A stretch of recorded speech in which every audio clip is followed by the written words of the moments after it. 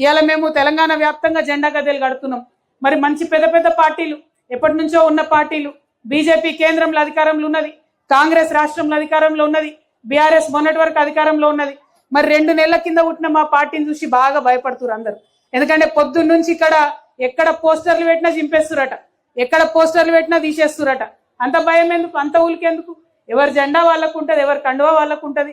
వచ్చి ప్రజలకు చెప్పుకుంటాం, ప్రజలకు ఇష్టమైతే ఓటేస్తారు, లేకపోతే లేదు. చెప్పుకునే అవకాశం ఇవ్వాలి కదా. ఇక్కడ ఉన్నటువంటి ఎమ్మెల్యే కొడుకు పొద్దుగాలెట్టుకెళ్ళి పెట్టిన పోస్టర్లన్నీ తీసేస్తుండట. ఏం అవసరం ఉన్నది, అంత భయపడేది ఏమున్నది? ఇక్కడ అదే పరిస్థితి. ఎర్రగడ్డ కాడ మా వాళ్ళు గద్దె కడుతుంటే 4 సార్లు గద్దె కడితే 4 సార్లు కూల్చేసిరు. ఎందుకంటే మీరు కొత్త వాళ్ళు రావద్దంటారట. కొత్త వాళ్ళు రారైరి, పాత వాళ్ళు పనిచేయరైరి. మరి ఎట్లా నడవాలి? కొత్త వాళ్ళు వచ్చినప్పుడు అవకాశం ఖచ్చితంగా ఇవ్వాలి. ప్రజాస్వామ్యంలో అందరికి అవకాశం ఉంటుంది. అందరం ప్రజల దగ్గరికి పోయి చెప్పుకుంటాం, ప్రజలు ఆదరిస్తే ముందటుంటాం, లేకపోతే ఎన్నుకుంటాం. అందులో కొత్తది ఏం లేదు. కాబట్టి ఇక్కడ ఉండేటటువంటి ఎమ్మెల్యే గారికి, వారి అనుచరులకు నేను చెప్తా ఉన్నా, మొన్నటి వరకు నేను మీ పక్కనే నిలబడి ఉన్నా, ఇవాళ ఈ పక్క ఉన్నా.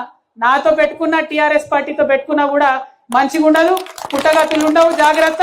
ఎవరి పని వాళ్ళని చేసుకుందాం, ప్రజల దగ్గరికి పోదాం, మన ఎజెండా చెప్దాం. ప్రజలకు నచ్చితే ఉంటారు, లేకపోతే లేరు. కానీ దాదాగిరి చేస్తాం, గుండగిరి చేస్తాం, జెండాలు వీకేస్తాం, గద్దెలు కూల్చేస్తాం అంటే మేము తిరగబడ్డాం అనుకోండి, ఏ ఒక్క జెండా కూడా మిగలదు. మరి కాబట్టి అటువంటి ప్రయత్నాలు చేయకుండా మా పిల్లలకి, కొత్తగా వస్తున్న వాళ్ళకి అవకాశం ఇవ్వండి. వాళ్ళు ఏం చెప్తారో వినండి. చేతనైతే మాతో పనిలో పోటీ పడండి. ఇవాళ రోజు ఒక అంశం మీద మేము మాట్లాడుతూ ఉన్నాం. పనిలో పోటీ పడండి, అభివృద్ధిలో పోటీ పడండి. ప్రజలకు రావాల్సిన పెన్షన్లు ఇప్పియండి, వాళ్ళకి రావాల్సినటువంటి అన్ని సవలతులు ఇప్పియండి. అవి ఇప్పియకుండా మా జెండా వీక్తం, మా పోస్టర్ వీక్తం అంటే ఈసారి వదిలేసినాం, కానీ ఇక ముందు మాత్రం వదిలేయమని తీవ్రంగా ముషిరాబాద్ లో ఉన్నటువంటి ఎమ్మెల్యే గారికి, అనుచరులకి, అన్ని పార్టీలకు కూడా హెచ్చరిక చేస్తా ఉన్నాం. మరి మళ్ళీ ఒకసారి ఇంత సాయంత్రం పూట మీ అమూల్యమైనటువంటి సమయం ఇచ్చినందుకు ఇక్కడ ఉన్నటువంటి ఆడబిడ్డలకు, యంగ్స్టర్స్ కి, ప్రతి ఒక్కరికి కూడా హృదయపూర్వకంగా ధన్యవాదాలు తెలియజేస్తా ఉన్నాము. కొత్తగా వచ్చినటువంటి ఒక రాజకీయ శక్తిని ఎదిగేలాగా చేయండి.